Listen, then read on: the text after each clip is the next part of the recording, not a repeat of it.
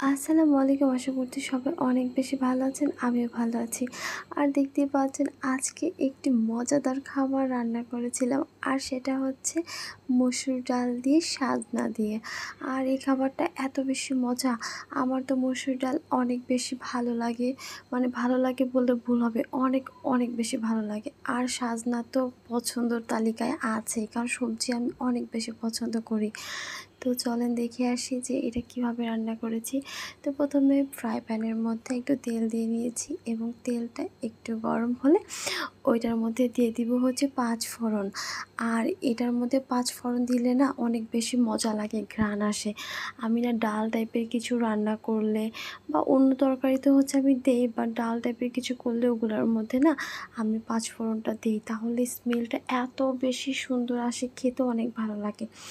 আর এখন এটার মধ্যে দিয়ে নিয়েছি হচ্ছে রসুন কুচি, পেঁয়াজ কুচি, আর দিয়ে নিয়েছি কি বলে শুকনো মরিচ কুচি। এখন এটাকে ভালো মতো একটু ভেজে নেওয়ার পর এটার মধ্যে দিয়ে দিলাম হচ্ছে হলুদের গুঁড়ো, মরিচের গুঁড়ো আর সামান্য একটু লবণ স্বাদ মতো। তারপর একটু ভালো মতো ভেজে নিলাম, একটু কষিয়ে নিলাম পানি দিয়ে। তারপর দিয়ে দিলাম হচ্ছে এটার মধ্যে মসুর ডাল। আর মসুর ডালটা একটু আগে দিতে হবে, কারণ ডালটা তো গলতে হবে ভালো মতো। ডালটা যদি না গলে তাহলে তো খেতে ভালো লাগবে না। আর এখন হচ্ছে আমরা দিয়ে নিব হচ্ছে এটার মধ্যে আমাদের সাজনা, যেগুলো আমরা কেটে ধুয়ে রেখেছি। আর এইগুলো হচ্ছে আমরা আমাদের পাশের বাড়িতেই হচ্ছে সাজনা গাছ আছে, আমাদের না। ও তারা হচ্ছে আমাদেরকে দিয়ে গিয়েছিল। তো এটা হচ্ছে বাজার থেকে কেনা না, একদম টাটকা গাছের সাজনা এগুলো।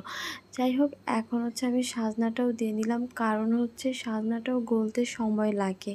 তো ডাল আর সাজনা হচ্ছে একসাথেই হয়ে যাবে।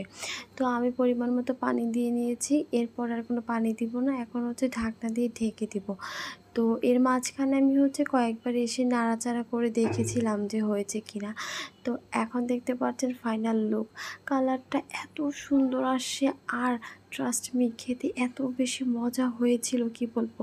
মানে এটা দিয়ে খাবার খেলে না আপনার ওই দিন না আর কিছু লাগবে না। মাছ মাংসের কথা ভুলে যাবেন, শুধু ডাল আর এই সাজনা দিয়ে খেয়ে ফেলবেন। আপনারা মসুর ডাল দিয়ে করতে পারেন, চাইলে হচ্ছে আপনারা মুগ ডাল দিয়েও করতে পারেন, ওইটাও অনেক বেশি ভালো লাগে। আমি মুগ ডাল দিয়েও খাই। তো এখন দেখতেই পাচ্ছেন যে আমি একটি সার্ভিং বোলের মধ্যে সার্ভ করে নিচ্ছি।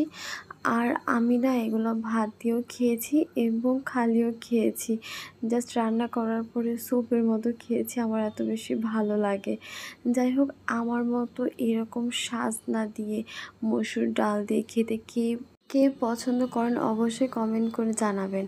আর ট্রাস্ট মি খেতে এত বেশি মজা হয়েছিল না, যারা ডাল সবজি পছন্দ করেন তাদের জন্য তো বেস্ট একটা খাবার।